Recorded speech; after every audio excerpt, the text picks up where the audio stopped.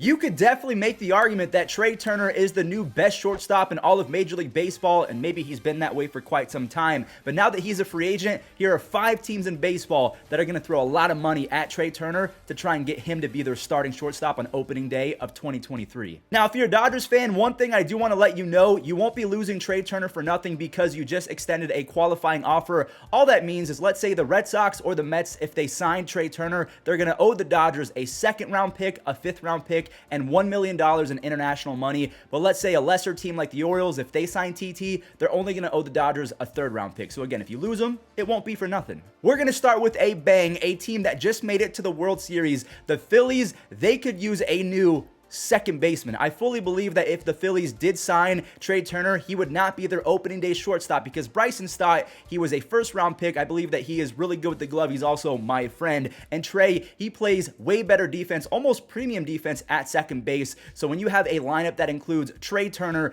Bryce Harper, I mean, I could really stop right there. You're one of the best lineups in baseball just by saying that. A lot of people in baseball believe that the Phillies are the #1 team in the driver's seat to sign Trea Turner, and that's because they just declined Gene Segura's option. They're not going to pay him, so they have all of that freed up money. Now they can throw a bag at Trea Turner, and in my opinion, they are the favorites, but this next team, they're also pretty close as well. Unfortunately for Paul DeJong, his 2022 season, it did not go the way that he had hoped. A lot of players across baseball, Paul DeJong, Joey Gallo, they were expecting to have big years and really bounce back, but it didn't really end up that way. And because Paul DeJong didn't have the best season, the Cardinals are looking to improve at the shortstop position, and they're looking at Trea Turner as well as Dansby Swanson, but I feel like Trea Turner makes more sense. Now, if Trea Turner did sign with the Cardinals, I fully expect him to be their shortstop because they already have guys like Nolan Arenado, so it's not like Trea's going to move to 3rd base. They have Tommy Edman playing 2nd base. Both of those dudes are Gold Glovers, borderline Platinum Glovers.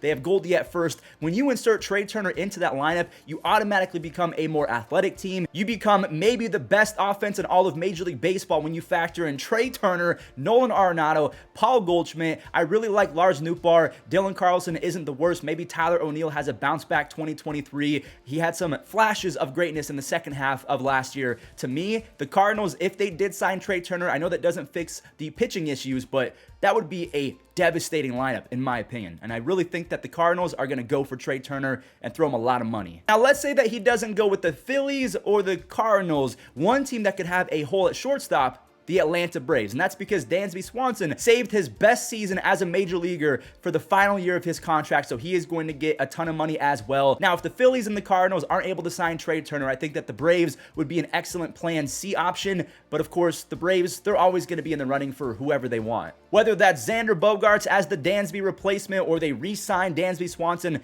I don't think that's going to happen because a lot of teams, they do want Dansby Swanson, so having Trea Turner in your back pocket, that could definitely be a thing. And again, I don't believe that Dansby Swanson is going back to the Braves, which is the only reason why I'm talking about Trea Turner. And even if you compare the two players, you're going to spend a lot of money on both of them. Why not spend a little bit extra to go get the better player in Trea Turner? We have 2 teams left, and I already hinted at the Orioles being in this video. But before we talk about the Orioles, I have to talk about another orange team. Well, I guess they're orange sometimes. San Francisco Giants. Brandon Crawford, I love the guy. He has been so good for so long. He broke the space-time continuum in 2021. He absolutely defied Father Time. I don't know how he was so good at 35 or however old he is, but in 2022, time really caught up with him, and he was not very good. So let's say that the Giants are not able to land the big fish, Aaron Judge. They really want Aaron Judge to come home. Aaron Judge is from California. He would be an excellent right fielder. That dude would own Oracle Park for the next half decade, but let's say that Aaron Judge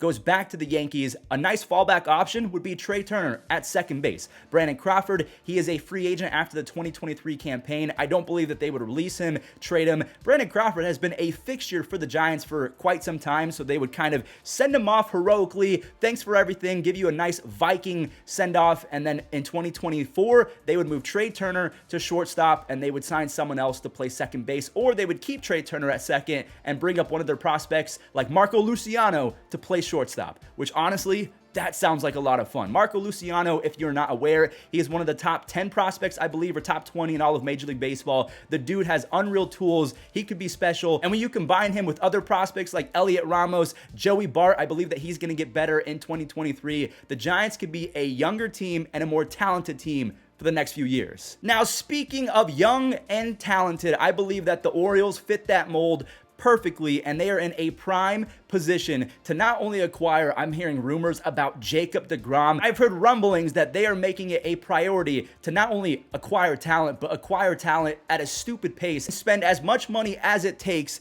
to not only get to the playoffs, but get over the hump and get back into October. They want Jacob deGrom. They want Trea Turner. I understand that Jorge Mateo had a pretty good 2022 campaign, but he had a 260 on base percentage, which is not going to cut it at the major league level. Yes, he is a plus defender. He can steal anywhere from 25 to 30 bags. So he does have the speed element of Trea Turner, but if we're talking about offense, yeah, you can't really compare the two. And the Baltimore Orioles have so much talent coming up. You have guys like Gunnar Henderson, Adley Rutschman. Both of those dudes, they showed out in their rookie seasons. Gunnar Henderson, in my opinion, is going to be a starting shortstop in baseball. So that leaves a hole open at second base. You plug in Trea Turner. You're telling me you would have a lineup of Trea Turner, Gunnar Henderson, Adley Rutschman. You have Ryan Mountcastle at first base. I haven't even talked about Cedric Mullins, Austin Hayes. That would be one of the better offenses in Major League Baseball. And the Orioles, they have other pitching prospects like DL Hall. He was a little bit rough in 2022, but they also have Grayson Rodriguez, who is a top 10 prospect. I think has a chance